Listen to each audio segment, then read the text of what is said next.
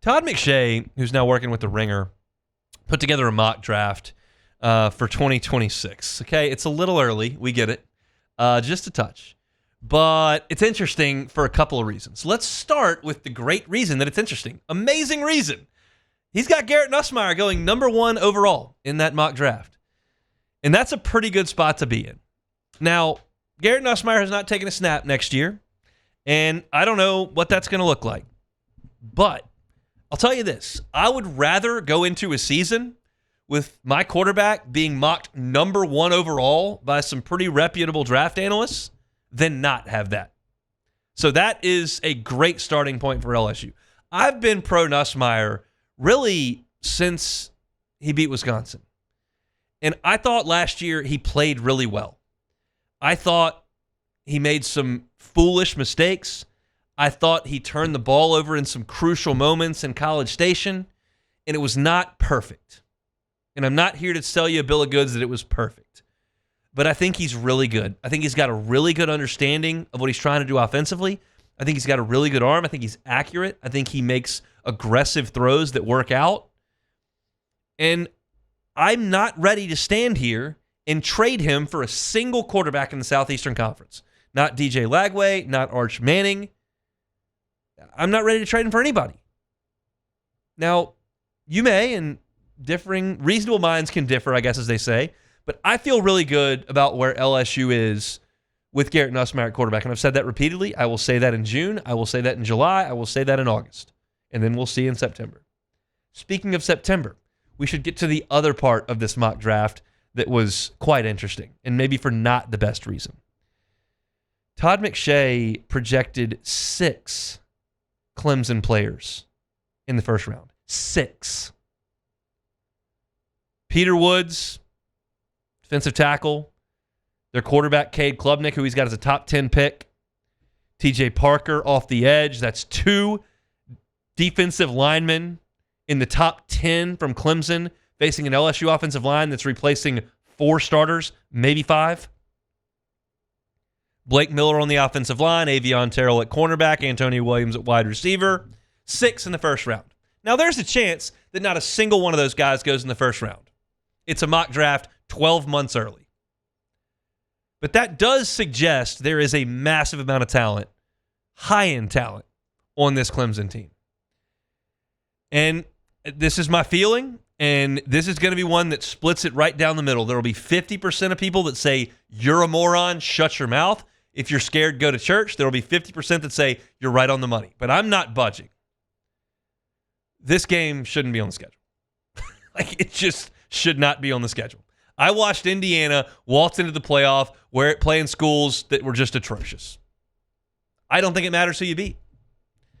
And I think LSU ought to be playing Stetson, or Stetson probably didn't have a football team. I was just trying to grab a team right out of the air that kind of sounded like Clemson. One I've been going with, they should be playing the Citadel. Should be playing Rice. And nobody likes those games, and nobody wants to watch those games, and guess what? For my business to talk on the radio the week before the Clemson game and to write stuff on LouisianaSports.net, more people will be watching the videos, listening to our radio station, and reading stuff if LSU plays Clemson. And that's great for our business, and that's an important thing, and I'm excited for that aspect of it. But if you're talking about competing for championships and winning them, you don't need this game on the schedule. You're going on the road into one of the top 10 programs in the country, if I'm being conservative. Because you can't schedule an SEC team in the non-conference, obviously. So where could you have gone that would be more ambitious than at Clemson? You go to Ohio State, you go to Oregon, and that's probably it. I'm not putting Michigan in that camp right now. Texas and Oklahoma aren't eligible for that anymore. USC's not great. It's Clemson, Ohio State, and Oregon, or probably Penn State, or the Notre Dame. That's probably the worst you could do in terms of difficulty level, and LSU is playing that this coming year. And that is inherently putting your team behind the 8 ball. Now, look, LSU used these games as a springboard in some great seasons. LSU played Virginia Tech in 2007 and beat the brakes off of them. LSU played Oregon in 2011, coming off a national championship berth where they lost to Cam Newton, and they had a lot of those guys back, and they beat the brakes off of them. And if you want to say, if you're going to be a championship team, you got to beat tough teams. But I'm one of the people who stood there in December of 2011 and said, man, I really wish Oklahoma State was on the other sideline before the game ever kicked off.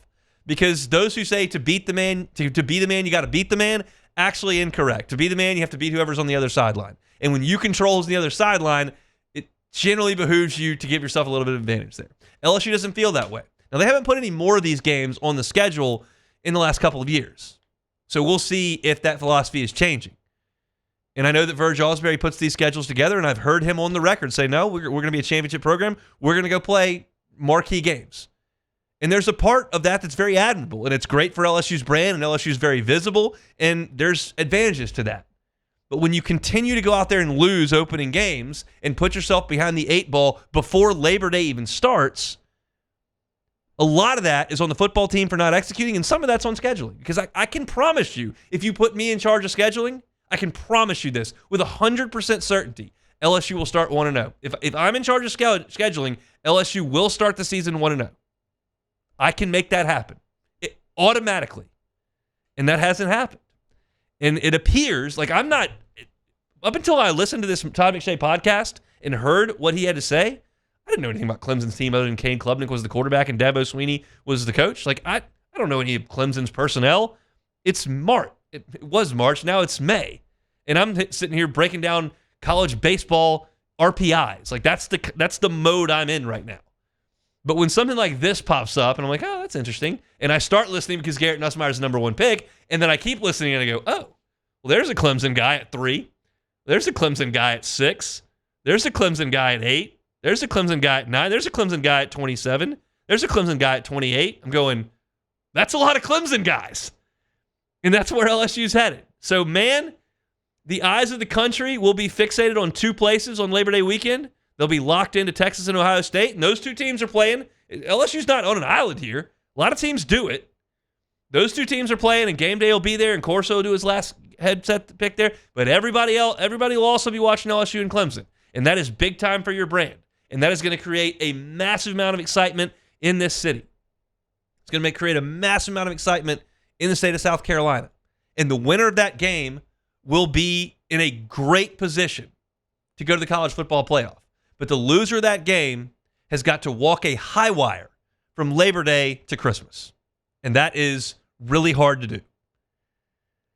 And I knew it was going to be hard just based on the logo and the location. Clemson on the road is going to be hard no matter what.